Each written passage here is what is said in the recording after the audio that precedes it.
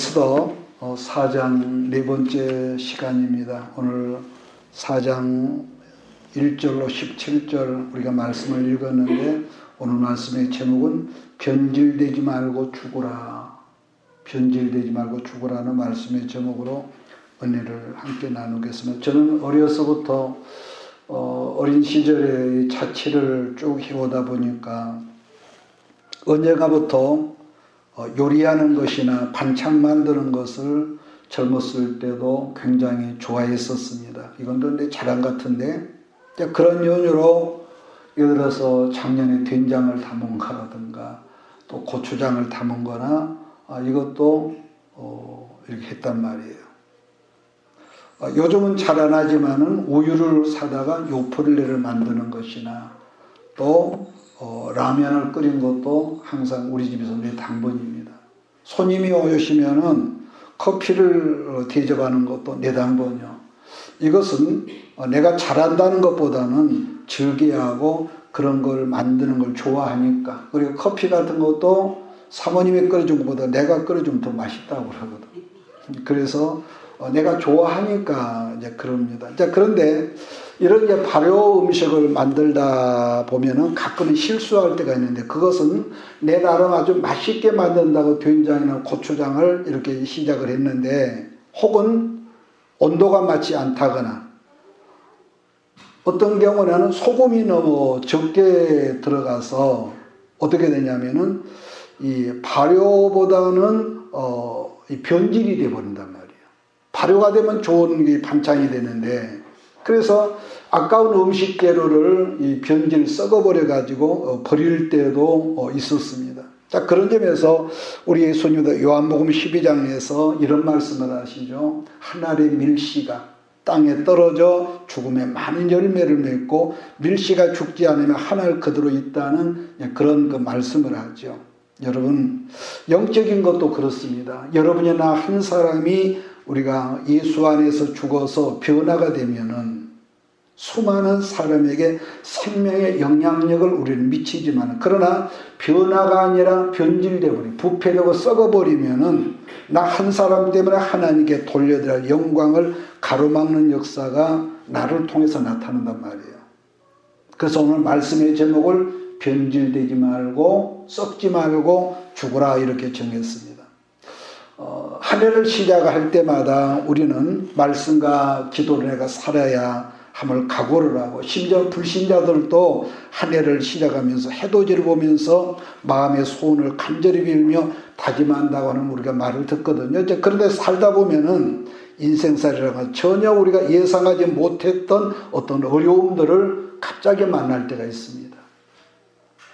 자, 그럴 때 대부분의 사람들은 당황한다든지 우왕좌왕하는 걸 보는데 그런 점에서 오늘 하나님께서 우리에게 주신 에스더 4장은 여러분과 내가 우리들의 인생을 살아갈 때에 어느 날 돌발 상황을 만났을 때에 대처할 수 있는 말씀을 보여주기 때문에 몇 가지로 본문 말씀을 나누어서 이 말씀을 우리가 함께 보겠습니다. 돌발 상황이거든요. 며칠 전에 제가 눈이 많이 와가지고 저쪽에 그 북구에 갔을 때 주차한다는 생각만 하고 좁은 골목길로 들어가는데 길이 얼었어. 그러니까 차가 브레이크를 밟으니까 차가 엉뚱한 데로 가더란 말이야. 이야, 그 순간적으로 당황함이라는 거. 근데 제 차에 어떤 보단이 있어 그걸 누르니까 두두두두 소리가 나면서 이 브레이크가 들면서 불과 요 사이로서 부딪히지 아니하고 차가 제대로 섰던 걸 제가 기억을 아차하는데요. 그러니까 이유 불문하고 어떤 그 일을 만났을 때 당황하고 지난 시간 말했지만은 감정 처리를 못하면은 이게 문제가 있다. 그런데 오늘 본문에서 보면은 전혀 엉뚱한 일 사건으로 말미암아 엄청난 이 돌발 상황이 있었는데 여기서는 어떤 해결제 처방이 나오느냐? 이유 불문하고 하나님 앞에 엎드려 기도하는 이 말씀의 이게 해답이 나오는 거죠. 우리들이 정말로 예수를 믿는 사람이라면은 고민하지 말고 우리가 하나님께 엎드리는 습관을 잡고 이렇게 가지라는 거죠. 저도 개인적으로 지금까지 수없이 반복되는 어려운 시험에 그런 광야를 살아왔는데, 내 경우를 설명한다면은 사람이 이유 불문 어려운 시험, 큰 시험을 당하게 되면은요, 첫째는 내 마음, 다른 환경보다도 내 마음의 모든 문들이 열어져 버려. 문들이 열어지거든요. 사실 문이라고 하는 것은 열어지면은 좋은 것들도 들어오지만은, 통로지만은, 일단적으로 내 어떤 상태에서 마음의 문이 열어지면은 아주 나쁜 온갖 것들, 쓰레기가 막 여과 없이 들어오는 통로 역할을 문이 하더라는 거죠. 문. 그래서 이 잠언에도 물은 그 마음을 지킬 만한 물은 네 마음을 먼저 지키라고 그랬는데요.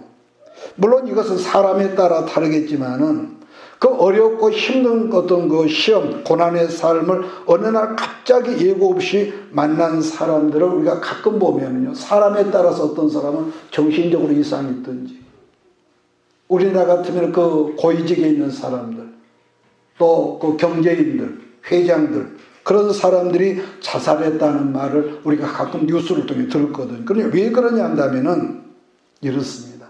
일단적으로 어려움을 통해서 내 마음이 이건 좀 이상해. 긴장이 아니고, 이 통로가 열어져 버리면은, 문이 열려지면은, 아까 말한 대로 온갖 것들이 막 들어온다는 거예요. 그때는 통제가 안 되는, 일단 들어오면은. 그래서 반복하자 문이 열려졌을 때에 좋은 것만 들어오면 얼마나 좋겠습니까마는, 일단적으로 내 마음 상태 문이 열어지면은, 아까 그랬죠. 온갖 쓰레기,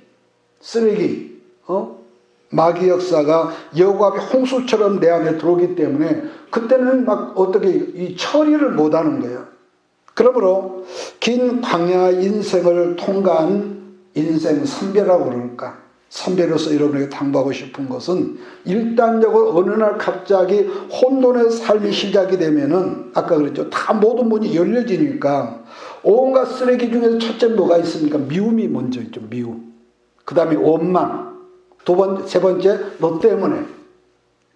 그러니까 이런 탄식들이, 부정적인 쓰레기들이 우리 안에 채워지기 때문에, 그걸 채워지기 전에 우리가 어떤 시험을 당했을 때 뭘로 채워야 하냐 한다면은 똑같습니다. 오직 예수 그리스도의 말씀으로 우리를 채우는 것만 대안이 없습니다.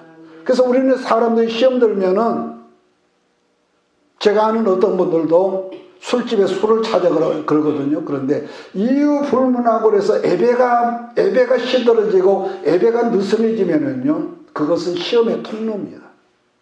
그 사람이 좋고 나쁘고 이런 영적인 거. 왜냐하면은 우리가 어려운 극한 시험을 당했을 때에 여러분이나 나나 하나님을 향해서 엎드려지는 어떤 그런 게 없으면은요, 내가 좋고 나쁜 사람을 떠나서 결국은 변질되고 썩어지는 역사 외에는 없더라는 거죠. 나는 틀림없다고. 아니요. 절대로 영적인 건 안 그렇습니다. 그런 점에서 오늘 본문에 모르드게와 유다 사람들이 했던 유일한 일은 본문에 보니까 애통하며 기도하는 것뿐이라고 했거든요. 그러니까 다르게 말하면 영적으로 채웠다 하는 것인데, 만약 이런 상황에서 인간적인 어떤 해결책을 그 사람들이 동원했다면 뭐겠습니까? 이건 우리도 누구나 먼저 잔머리를 써지, 잔머리. 요즘에 어떤 일만 생기면 청와대 그 민원 청구를 하는 것처럼 아수르 왕에게 민원을 청구하는 것이겠지만 그게 가당한 일이었겠냔 말이에요. 지난 시간에 제가 언급했지만은 지금의 경우는 어떤 싸움이냐, 혈기에 대한 싸움이냐, 영적인 싸움이라고 그랬단 말이에요. 그 영적 싸움이라는 것은 내가 해답을 알기 때문에 하나님께 내가 기도한다기보다는 우선 하나님을 엎드리는 이 습관, 이 거룩한 습관입니다. 예수님조차도 습관을 따라서 기도하러 가셨다고 하는 것처럼. 그래서 늘 여러분이 금방 잊어버릴 때 이 습관적인 걸 제가 자꾸 주입을 하는데요. 오늘 본문 말씀을 보면은 모르드게는 자기 옷을 찢고 제 가운데 앉아서 대성통곡했다 그러고, 또 모든 유다인들은 애통하며 울며 부르짖으며 금식하며 기도했다는 그 당시의 어떤 그 분위기, 그 상황을 본문 성경에서 말씀을 하고 있습니다. 그렇기 때문에 여러분이 이 세상을 살아갈 때에 어느 날 갑자기 어떤 내가 상상하지 못했는 어떤 돌발 상황, 이런 시험이 어려움 만날 때는 이유 불문하고 하나님 앞에 엎드리는 그 훈련을 스스로 쌓아가기를 바랍니다. 긍정하십니까? 그래서 다른 것보다도 뭐 쓸데없이 이럴 때 교회 가냐 기도하 그게 아니란 말이에요. 왜냐하면 이것은 성경이 우리에게 당부를 하고 있거든요. 야고보서 5장 13절 말씀 보면은 너희 중에 고난당한 자가 있느냐 그는 기도할 것이요 즐거워하는 자가 있느냐 그는 찬송할지니라. 그러므로 평소 일상에서 시험에 대한 반응이라면은 무조건 하나님 앞에 엎드릴 줄 아는 저와 여러분 되기를 주의 이름으로 축복합니다. 그 다음에 에스더 4장 1절로 3절을 같이 읽습니다. 시작. 모르드게가 이 모든 일을 알고 자기의 옷을 찢고 굵은 베옷을 입고 채를 뒤집어 쓰고 성중에 나가서 대성 통곡하며 대궐 문 앞까지 이르렀으니 굵은 베옷을 입은 자는 대궐 문에 들어가지 못함이라. 왕의 명령과 조서가 각 지방 이름에 유다인이 크게 통하여 금식하며 울며 부르짖고 굵은 베옷을 입고 채에 누운 자가 무수하다. 이렇다 보니까 궁궐 안에 있던 왕후 에스더에까지 이 소문이 들렸던 모양이죠. 그러니까 지금 대궐 문 앞에서 에스더 오빠 모르드게가 베옷을 입고 뒹굴며 울고 있다는 이 말을 듣고 아마 그 인간적인 생각으로 에스더가 우리 오라버니가 옷이 없어서 혹시 저러는 걸까? 그러면서 자기 비서에게 좋은 옷을 보내었더니 모르드게 뭐야? 이런지라 거절했다는 거죠. 거절했다. 4절 5절을 제가 봅니다. 에스더의 시녀와 내시가 나와 전하니 왕후가 매우 근심하여 입을 의복을 모르드게에게 보내어 그 굵은 베옷을 벗기고자 하나 모르드게가 받지 아니하는지라. 에스더가 왕의 어명으로 자기에게 가까이 내시 하닥을 불러 명령하여 모르드게에 가서 이것이 무슨 일이면 무엇 때문인지 알아보게 해라 그랬다는 거거든요. 그래서 에스더가 처음엔 자세한 그 전후 사정을 몰라서 모르드게에게 옷을 가져갔더니 거절했다고 그랬습니다. 자, 그랬더니 거절을 당하고 보니까 에스더가 생각하기를 여기 뭔가 있구나. 그러고 나서는 자기를 수종들던 왕의 명령에서 수종들고 있던 넷이 누굽니까? 하닥을 그에게 보냈다는 거죠. 그랬더니 모르드게가 메시지를 에스더에게 전하는 모습이 6절로 8절에 지금 그려지고 있습니다. 같이 봅니다. 하닥이 대궐 문 앞 성중 광장에는 모르드게에게 이르니 모르드게가 자기에 당한 모든 일과 하만이 유다인을 멸하려고 왕의 금고에 바치가는 은혜의 정확한 액수를 하닥에게 말하고 또 유다인을 진멸하라고 수상궁에서 내린 조서 초본을 하닥에게 주어 에스더에게 보여 알게 하고 또 그에게 부탁하여 왕에게 나가서 그 앞에 자기 민족을 위하여 간절히 구하라 하니. 본문에서 모르드게가 우리가 보면은요, 이거 간단 명료하게 어떤 핵심만을 전달할 수 있었던 이유를 말한다면은 그가 그동안에 감정 대응하지 않고 기도했기 때문이라고 보는 것은, 여러분 우리들도요 어떤 문제 앞에서 기도하지 않고 당황하고 우선 미워하고 감정 대응을 하다 보면은 어떤 뭐가 있느냐면은 전달하고자 핵심을 여러분 전달을 못합니다. 할 말은 많은데 우선 이 감정에 사로잡히다 보면은 미움에 사로잡혀 있다 보면은요 핵심이 빠져버려요. 그러니까 본문에서 모르드게가 내렸던 이 모든 문제의 해답은 뭐라고 되어 있습니까? 에스더 너한테만 이 해답이 있는 것을 내가 보았다. 그러면서 그 핵심을 전달하거든요. 자, 그러면서 지금 당면한 모든 상황을 하닥이란 내시에게 말하면서 성 안에 성중에 붙여졌던 포스터의 내용들을 복사해서 에스더에게 그대로 보냈다고 이렇게 본문은 말씀하고 있습니다. 마찬가지인 것은 우리들도 어떤 핵심에 대해서 말하지 못하고 있다는 것은 여러분의 어떤 성품적인 문제가 아니라 아까 그랬잖아요. 반복하는데 우리가 그것을 처리하지 못하는 뭘 처리 못하느냐. 기도하는 사람은 기도를 안 하면은요 복잡합니다. 기도를 안 하는 사람은 뭔 저런 게 있을까 그러는데 평소에 기도로 훈련이 되는 사람은요 이게 앞뒤가 안 맞아. 앞뒤가 말하는 것도 중언부언하고 그러니까 그 사람의 성품 때문이 아니라 기도해야 할 사람의 뭐라 할까 함량 미달이기 때문이라고 보는 거죠. 또 한 가지는 여러분 어떤 문제에 대해서 집중적으로 우리가 기도를 하다 보면은요 어떤 뭐가 있냐면은 기도의 내용 그전에 막 복잡해서 이것도 기도하고 저것도 기도했는데 기도를 오래 하다 보면은 기도의 내용이 심플해져. 심플해지고 뭐라 할까 다르게 하면 군더더기들이 걸러지더라는 것인데 기도의 내용 가운데 군더더기라는 것은 하나님의 뜻이나 또 하나님의 필요보다는 우선적으로 내 생각이 급하고 내 욕심의 소원들이지만 그러나 반복하지만 평소에 기도 생활에 익숙하고 된 사람은요 뭐가 있느냐 기도의 내용들이 간단하면서 반복적으로 아주 깊이 그렇게 기도해지는 거예요. 그래서 이걸 좀 다르게 설명한다면요 여행을 평소에 자주 해본 사람과 여행을 평소에 안 해본 사람의 차이점이 있는데요. 이건 뭐냐면 여행을 자주 해본 사람은 어디를 여행을 해도요. 똑같은 날짜에 가더라도 짐이 조금밖에 안 된대. 여행을 자주 해본 사람은. 왜냐하면 꼭 필요한 짐만 챙기니까 간단한데 근데 여행을 안 해본 사람이 어느 날 이 여행을 하면은요 똑같은 이 코스를 가도 짐보따리가 겁나게 많대요. 겁나게 많대요. 이 차이점. 자 그러면은 모르드게 메시지를 받은 에스더의 반응을 보면은 와스디 사건 이후에 법이 하나 만들어졌는데 그게 여러분 뭔 줄 아세요? 왕이 부르기 전에는 안뜰에 있는 왕의 그 내전에 들어갈 수 없는 법이 발효됐단 말이에요.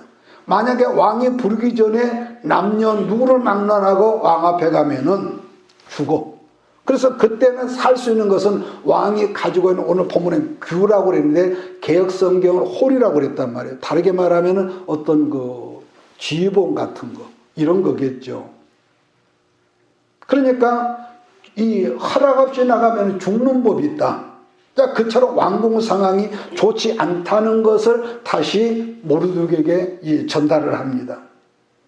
자, 그런데 여기서 보면은 예전에는 왕이 에스더를 잘 찾았겠죠. 왜냐하면 신혼이었기 때문에. 그런데 지금은 벌써 이 결혼한 지 5년이 훌쩍 넘었기 때문에 뭐 젊은 부부들도 한 5년 되면 권태기가 있다고 그러지 않습니까?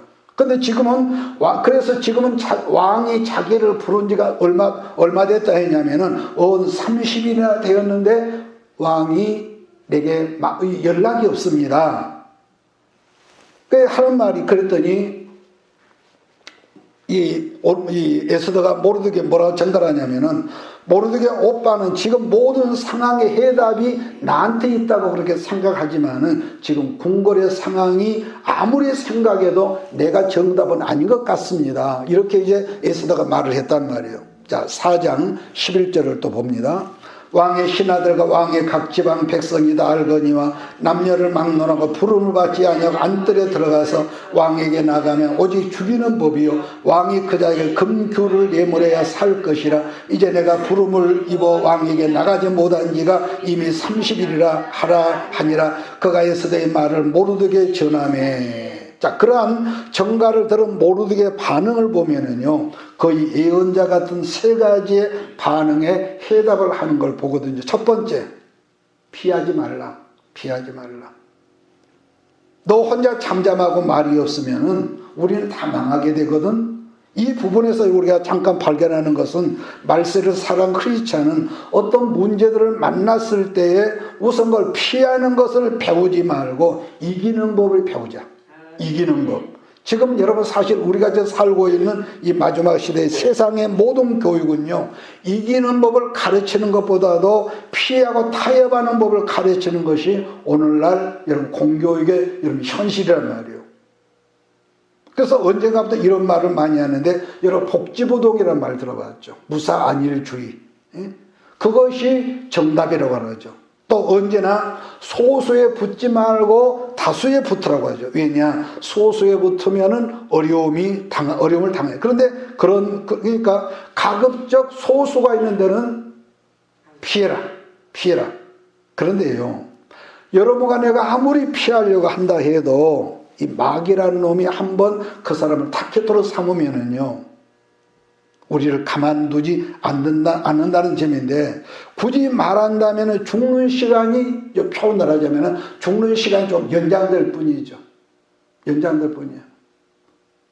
그냥 모르드게의 원칙은 피하지 말라, 잠잠하지 말라이고, 그 다음에 하나님께서는 네가 잠잠하면은 카드가 너밖에 없는 것이 아니라 다른 카드가 또 있거든.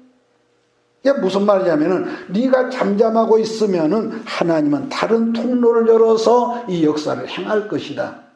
이 말을 이제 하죠. 세 번째, 그러면서 네가 왕후의 자리에 앉아 있는 것은 오늘 같은 이런 위기를 돌파시키기 위해서 하지 않겠느냐? 다시 설명하면은 하나님께서 너를 사용하신다면은 무조건 순종하지 않겠냐? 이런 내용인 거죠.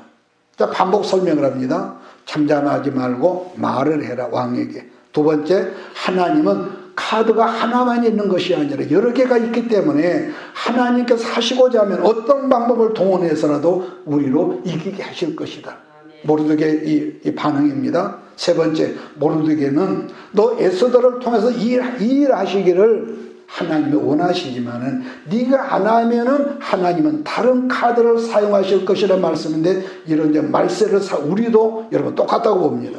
그러니까 쉽게 말하면 하나님은 여러분이 나라는 한 사람을 통해서 어떤 일을 하고 싶다는 것이기에, 그럴 때 이유달림은 뭐겠습니까?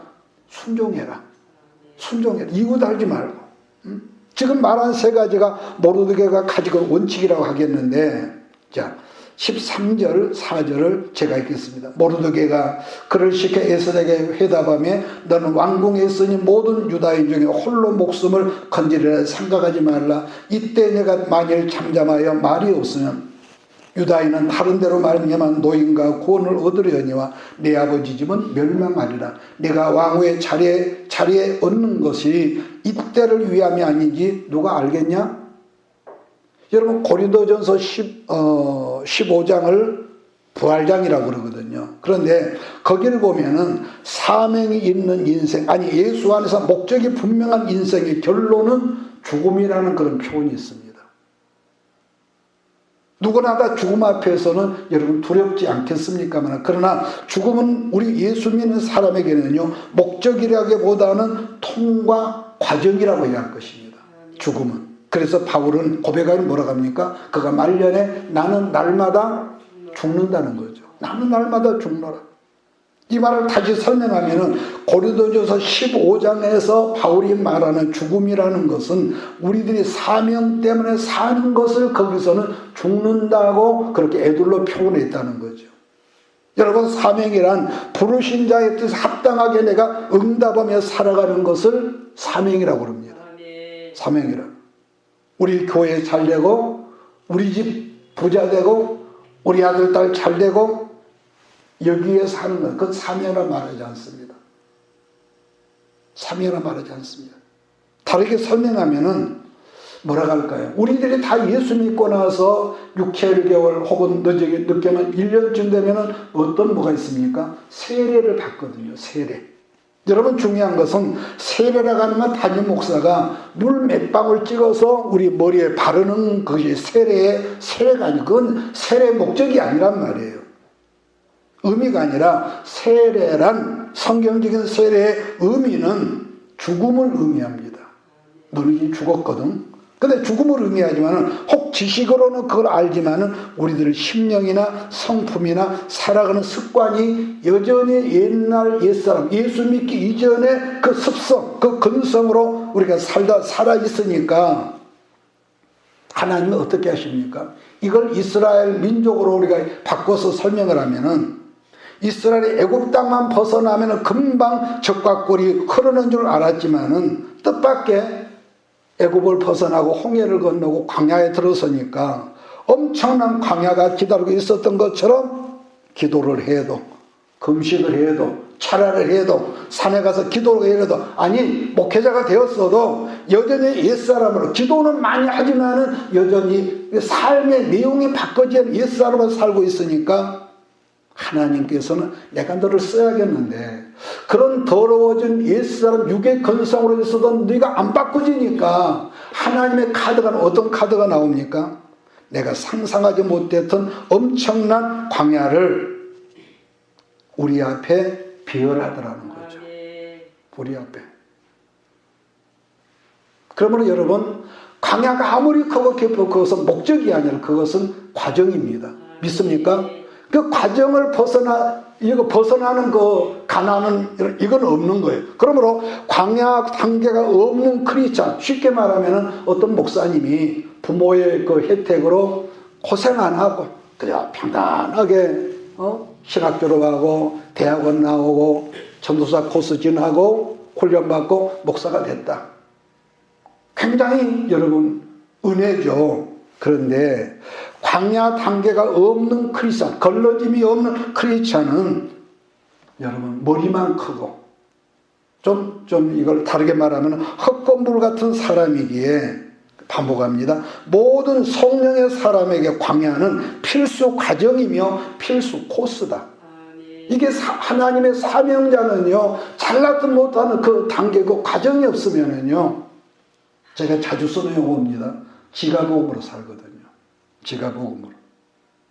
그러나 더 중요한 것은 누구에게나 있는 40년 세월의 광야라고 할지라도 어떤 사람은 성경에 있는 신명에 있는 대로 10하루 만에 그 광야를 통과하는 사람이 있는가 하면은 어떤 사람은 사람에 따라서 40년이라는 그 광야라 할자 11일이지만 어떤 사람은 40년을 다 채우고 나서 요단강을 건너고, 근데 또 어떤 부류는 이런 사람이 있습니다.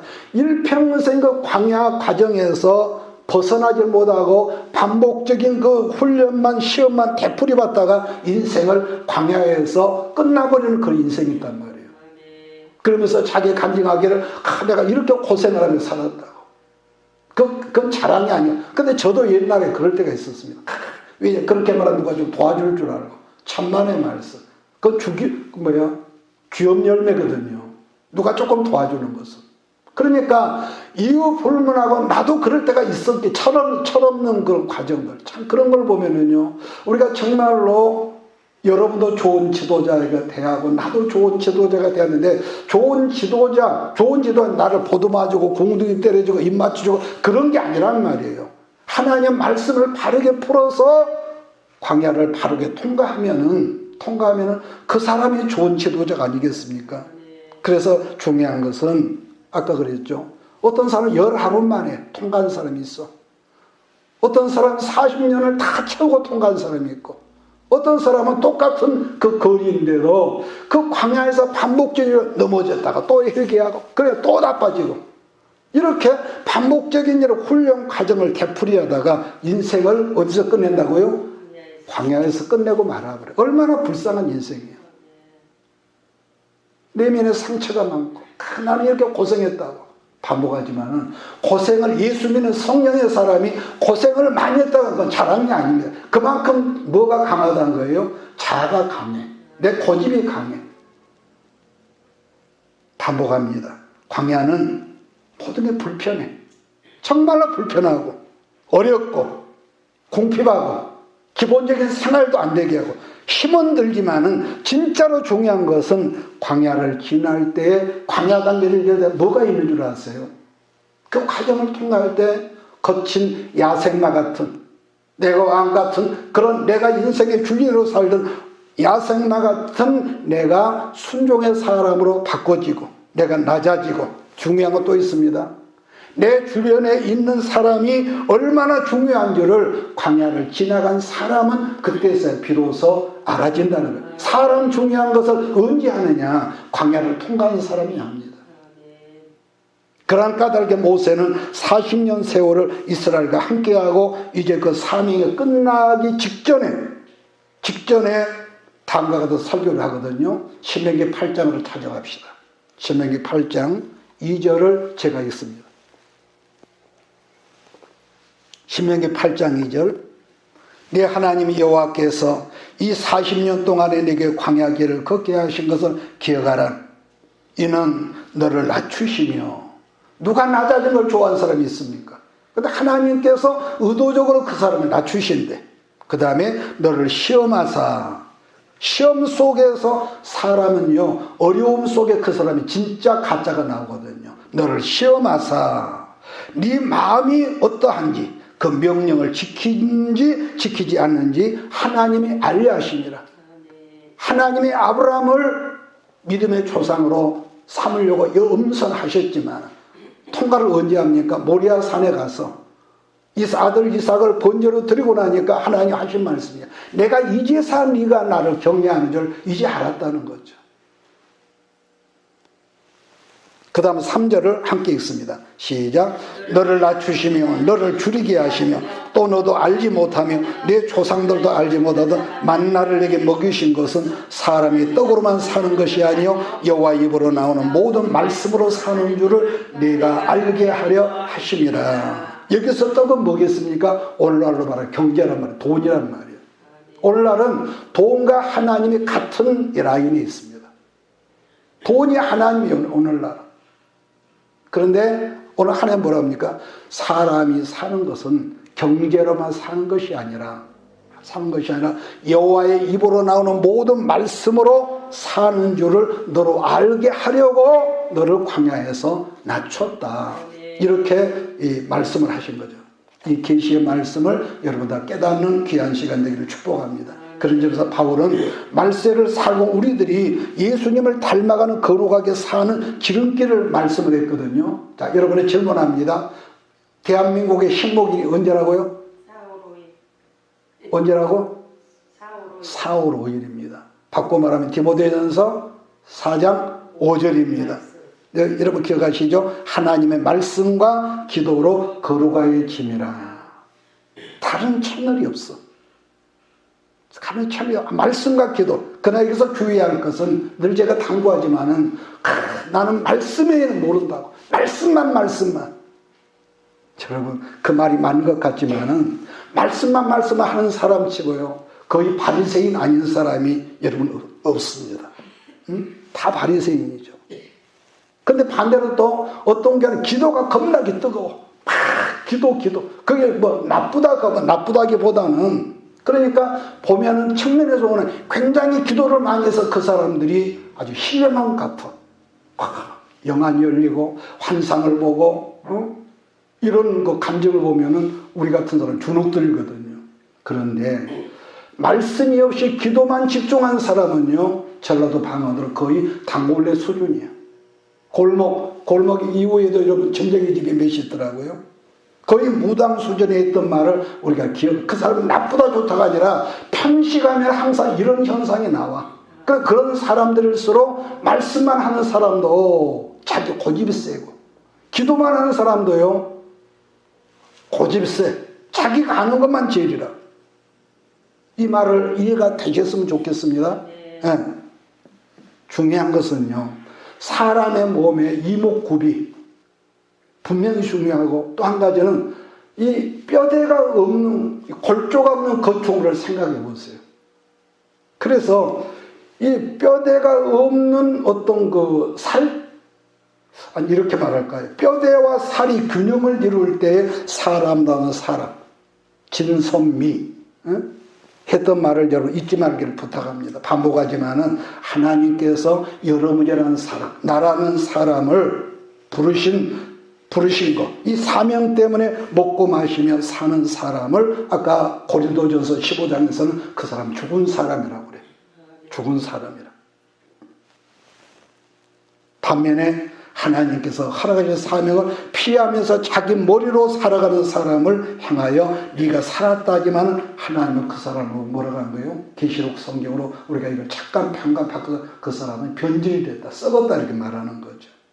그러므로 아까 오늘 제목처럼 썩지 말고 변질되지 말고 우리는 날마다 바울처럼 옛사람이 죽어야 할 줄 믿습니다. 자꾸 그래서 평소에 습관대로 하면 막 일어나서 멱살을 잡고 흔들어 버려야 하는데 꼭 브레이크를 잡고 근데 이게 한꺼번에는 나로보다는 안 되더란 말이에요. 안 돼. 처음에는 에스더가 모르드게에게 왜 그러지 아리송했지만은 이제 내가 기꺼이 죽겠다는 모습을 오늘 본문에서 보여주거든요. 그러므로 여러분 어떤 일, 무슨 일, 어떤 일을 하든지 간에 우리는 말씀 안에서 변질된 인생을 살지 말고 죽을 수 있는 인생 살기를 주의 이름으로 부탁합니다. 내가 죽어지면은 내 고집, 내 성격, 죽어지기만 정말 어렵지만 내가 안 되기 때문에 지난 시간에 예수로 덧입혀야 하고 예수라는 에너지를 채워야 된다고 제가 강조를 했단 말이에요. 왜냐? 나는 안 되더라고. 근데 그분이 어느 순간에 성령으로 에너지, 나는 이걸 에너지, 능력, 에너지라고 해. 이게 채워지니까 100% 다 되는 건 아직도 아닌데 이게 서서히 브레이크가 들어, 브레이크가. 그러면은 에스더 왕과 결단과 행동으로 옮기기 결정적인 내용이 뭐냐 한다면은 모르드게를 통해서 선포된 말씀이 있다고 보는 거예요. 모르드게를 통해서 오늘 살아가는 많은 성도들도 어떤 행동을 하고 싶은데 문제는 행동하게 한 기준이 결여되어 있다고요.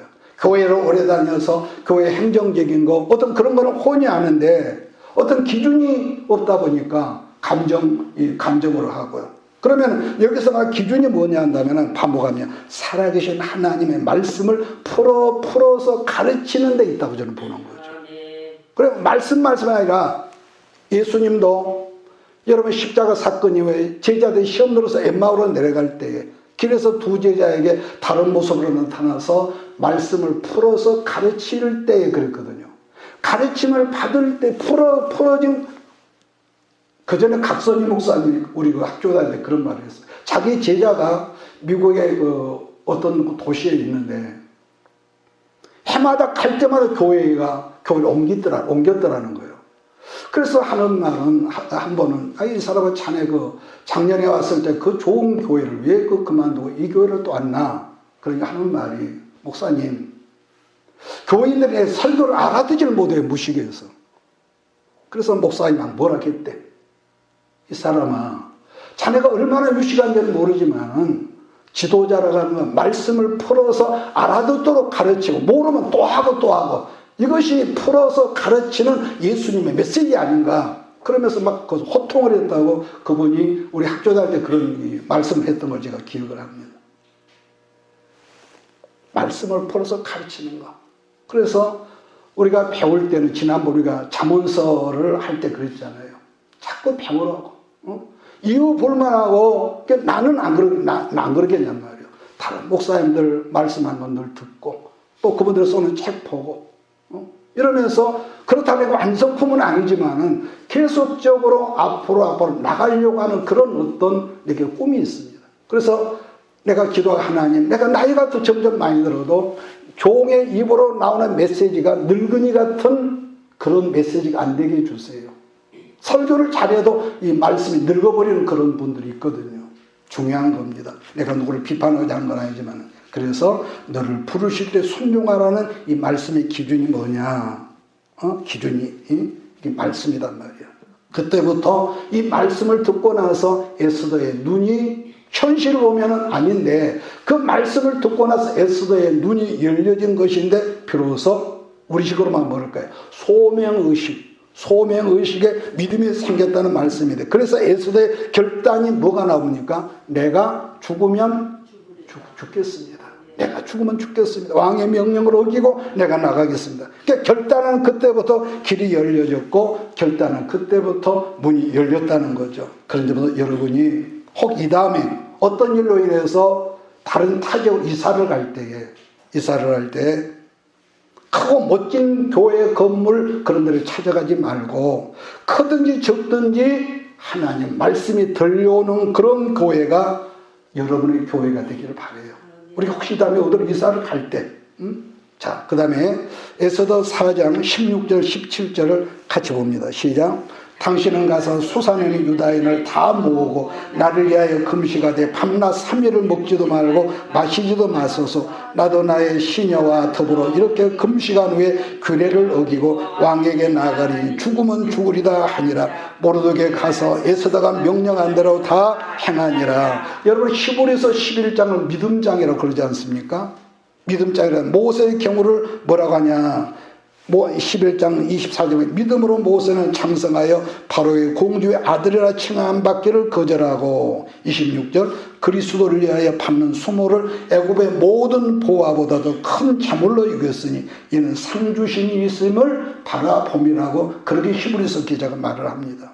그러니까 이런 경우는 본문의 에서도는 바로 모세와 같은 행동을 했다고 보는데, 우리들이요 사명으로 산다고 했을 때에 반드시 행동하는 기준이 있어야 하는데, 첫째는 아까 그랬죠, 반복합니다. 하나님 앞에 엎드려 기도하는 생활.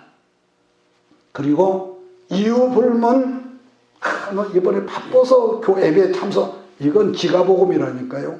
이유 불문 예배가 부실해지면은, 먹는 음식이 부실해지면은 어디가 고장나고 고장이 나게 되어 있습니다. 엎드린 것인데 금식하며 기도함으로 단판을 지었다는 것과 그 다음에 죽기를 각오하고 행동으로 옮겼다는 거죠. 물론 평소는 우리가요 주님과 동행하는 평소처럼 기도를 해야겠지요. 그러나 아까 말한 대로 어느 날 이 돌발 상황, 인생의 삶 가운데 위기 같다면 평소처럼 기도해도 되겠냔 말이에요. 응? 왜냐? 지금은 위기 중에 위기니까 이게 대처를 할 만한 기도가 되겠죠. 이건 좀 잘하게 될 수도 있겠는데, 얼마 전에 어떤 분을 오랜만에 만났습니다. 만나서 점심까지 같이 먹으면서 무려 한 몇 시간을 같이 대화를 했어요. 대화를 했는데 시종일 간 이분이 잠시도 틈을 주지 않고 자기 얘기만 하는 거예요. 그런 분들이 있거든요. 좀 얘기를 주고받고 해야 하는데 막 계속 자기 얘기만 하는 거예요. 그래서 그냥 좀 일어섰으면 좋겠네. 나는 일어서지도 못하고 치면서 내 마음에 어떤 생각이 드냐면은, 이런 마누라하고 일평생 같이 살아간 남편은 얼마나 힘들었을까. 자기 얘기만 하는 거예요. 오랜만에 만났는데. 그런데도 한 가지 내가 한 것은, 그 시간에 시종일관 내가 눈 깜박깜박하면서 그 사람 말을 다 들어주었다는, 나도 참 대단하다. 나한테 내가 칭찬을 했습니다. 혹시 여러분도 이 다음에 믿음으로 기도하고 어떤 상대를 만났을 때에 그런 사람의 질문을 하십시오. 당신은 지금까지 살아오면서 몇 번이나 하나님 앞에 단판을 지은 적이 있습니까? 이건 사실 우리 스스로도 질문해야 할 말이거든요. 제가 굳이 이 말을 하냐면은 아마 오늘 예배 시간 끝나면은 이 말씀 우리는 다 잊어버릴 거예요. 그죠? 다 잊어버릴 거예요. 그런데 인생을 살다가 잊어버리지만 인생 어떤 어려운 돌발 상황, 위기를 만나면은 아마 오늘 단판이라는 이 말이 생각나지 않겠습니까? 생각날 거 말이에요. 단판이 되었다면 이제는 행동하는 것만 남았네. 이제는 어느 쪽으로 행동하는 이게 남았는데, 에스더의 경우에 하나님 백성들과 운명을 같이 한다는 방향 설정이 지금 된 겁니다. 그러나 예나 지금이나 말씀으로 살고 기도로 살고자 하는 하나님 백성들이 가고자 하는 길은, 중요한 것은 언제나 넓은 길이 아니라 비좁은 길이라는 특징이 있습니다. 비좁은 길. 그러다 보니까 같은 예수를 믿는다 할지라도 육신에 속한 사람에게 별로 인기가 없거든요. 그러지 않겠어요? 우리 예수님도 십자가를 지기 전에 하나님과 단판하는 기도를 했는데, 그래서 우리가 하나님 앞에서 단판을 진다는 것은 이렇게 봅니다. 내가 어떤 일에 결정을 하겠다는 것보다는 기도를 통해서 우리가 어떤 능력을 힘입고, 그렇게 보거든요. 기도를 통해서 능력을 힘입고, 그리고 나서 사명자로 행동하는 것은 예수님의 십자가를 앞에 놓고 제자들에게, 얼마나 그 당신이 힘들었으면 제자들에게 나를 좀 도와줘, 기도를 좀 도와주지 않겠니? 그랬지만은 결국은 다 졸다가 잠자다가 결국은 시험의 현장에 다 도망가 버리고요. 사실 십자가를 생각할 때 왜 사람으로 오신 예수님을 두렵지 않겠습니까? 모세도 바로의 공주 아들보다도 하나님 백성으로 고난받는 걸 좋아했다고 히브리서 11장에 말씀하는데요. 자, 에스더의 경우에 왕후가 된 지 5년이 되었습니다. 자, 말씀 끝내겠습니다. 되었고, 그러다 보니까 이제는 왕으로서 모든 기득권이 있단 말이에요. 생겼을 거란 말이에요. 그런데 사실 많은 걸 가진 사람은요, 우리 자신을 보더라도 많은 걸 갖고 있는 사람, 그걸 포기하고 버리려면요, 그것이 쉬울까요? 가난할 때는 차라리 포기하고 버릴 게 간단한데, 기득권도 있지. 많은 것도 있단 말이에요. 그것을 포기하기가 말처럼 쉽지가 않을 거예요. 말처럼. 그러니까 지금까지 자기가 알고 있던 지식도 그렇습니다. 자기가 알고 있던 지식을 포기하라 그럴 때가 있는데 그 절대 말처럼 쉽지가 않습니다. 또 지금까지 자기가 인생의 주인이었는데 네가 앉았던 자리를 주님께 내드리라 말이야 쉽지만은 그 기득권을 다 포기하고 버리려면 그것이 결코 쉽지 않다는 것이죠. 그런 점에서 우리는 차라리 버리고 포기하기가 좀 쉬운 상황이 아닐까. 왜냐? 내가 나를 보더라도 내가 가난뱅이 빈깡통이잖아요. 빈깡통이잖아요. 그런데 실상은 하나님 앞에서 내가 빈깡통인 줄 알면서도 그런 기득권이 얼른 내려놓아지지 않고 포기되지 않았으며 내려놓지 못함으로 지난 세월의 수많은 그 좋은 시간들을 광야에서 내가 광야에서 다 소진했구나. 그때는 내가 잘난 줄 알았죠. 그때 내가 옳은 줄 알았죠. 그런데 긴 광야에서 기본적인 어떤 삶도 누리지 못하고 단식과 외로움과 공핍과 무능력함과 그런 숱한 우겨싸임을 당하는 삶 가운데 있다 보니까 여러분 다니엘 성경을 여러분 교만했던 느부갓네살 왕이 어느 날 갑자기 그 인성이 빠져 짐승의 혼이 들어왔지 않습니까? 그러던 사람이 하나님 말씀하신 대로 그 시간이 되니까 하늘을 우러러볼 때에 본래 사람의 마음이 다시 왔다는 말 있죠. 다니엘서 보면. 그런데 그랬던 것 같이 너무 어렵다 보니까 너무 힘들다 보니까 이럴 수도 저럴 수도 없고 능력은 없지. 그럴 때 하늘을 바라보면서 하나님께 탄식을 했더니 서서해서 아침 안개가 회복된 것처럼 회복이 되더라는 거죠. 그래서 시편 119편 67절에 우리가 잘 아는 말씀이 있죠. 고난당하기 전에는 기억하십니까? 내가 그릇 행하였더니 그 다음에 이제는 주의 말씀을 지키나이다. 참 중요한 말씀 아니겠습니까? 잊지 마십시오. 지금 내가 처한 환경과 상황은 죽을 지경에 있지만 그럼에도 불구하고 내가 하나님을 택하면 사람도 물질도 아침 안개처럼 서서히 회복시키는 그런 채널이 열어지겠지만 반면에 여전히 내가 하나님 앞에 있다가면서도 옛사람의 방법과 내가 옛날에 살다 깨로 살려 하면은 물론 종교적인 어떤 그런 있겠죠. 종교적인 상관은 있겠지만은 하나님은 멀어지고 나는 별 수 없이 광야 단계에서 훈련만 반복하다가 아까 말한 불쌍한 인생으로 훈련받다가 그 인생이 끝난다는 거죠. 그래서 여러분 목회자만 사명자로 하는 것은 이건 잘못된 편견이라고 봅니다. 가정주부도 직장인도 사학가도 우리가 소명감과 사명감을 가지고 살아가는 사람은 모두 하나님 앞에 일꾼들입니다. 또 우리가 당하는 모든 광야 훈련은 처음에 말했죠. 하나님의 뜻이 아니라 일꾼이 일꾼으로서 통과해야 할 과정이고 필수 코스라는 점을 여러분 아시고 그래서 어떤 환경 속에서도 이 두 가지 첫째 뭐겠습니까? 감사. 뭐예요? 감사. 아니 목사님 감사를 건덕지가 있어 감사. 아니요 그건 지가복음이에요. 이유 불만 오직하면 범사에 감사라 여러분 그랬겠냔 말이에요. 이유 불구 감사하고 하늘을 보고 땅을 봐도 해답이 없지만은 하나님 감사합니다. 이러면서 기도함으로 우리가 늘 이 거룩한 습관이 여러분 몸에 배어져서 디모데전서 4장 5절 말씀과 기도로 그 하나님을 닮아가는 우리 모든 식구들 공동체가 되기를 예수의 이름으로 축복합니다. 기도합니다. 자비하신 주님 오늘도 우리에게 말씀 주신 것 감사합니다. 한 주간을 또 살아갈 때에 여러 가지 갈등이 있고 인간관계 속에서 부딪히는 것도 있을지라도 내 안에 그 모든 답답한 것과 아직도 다듬어지지 못한 것들로 인한 것임을 우리가 늘 자기를 발견해서 우리 아이들이 자라면서 어떤 모로든지 부모를 닮아가는 것처럼 우리가 하루하루 예수 닮아가는 복된 역사가 우리 하나님 도우시는 성령으로 말미암아 이 양반도 나타나도록 축복하시고 한 주간 되게 하여 주시옵소서. 예수님의 이름으로 축복하며 기도하옵나이다. 아멘. 내가 너와 항상 함께 하리라. 내가 너를 지키리라. 실망치 말고 나를 보아라. 나는 너의 하나님이라.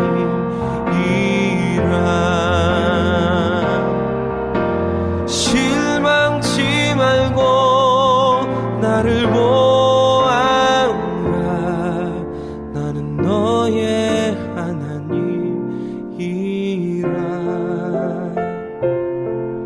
나는 너의 하나님이라. 나는 너의 하나님이라.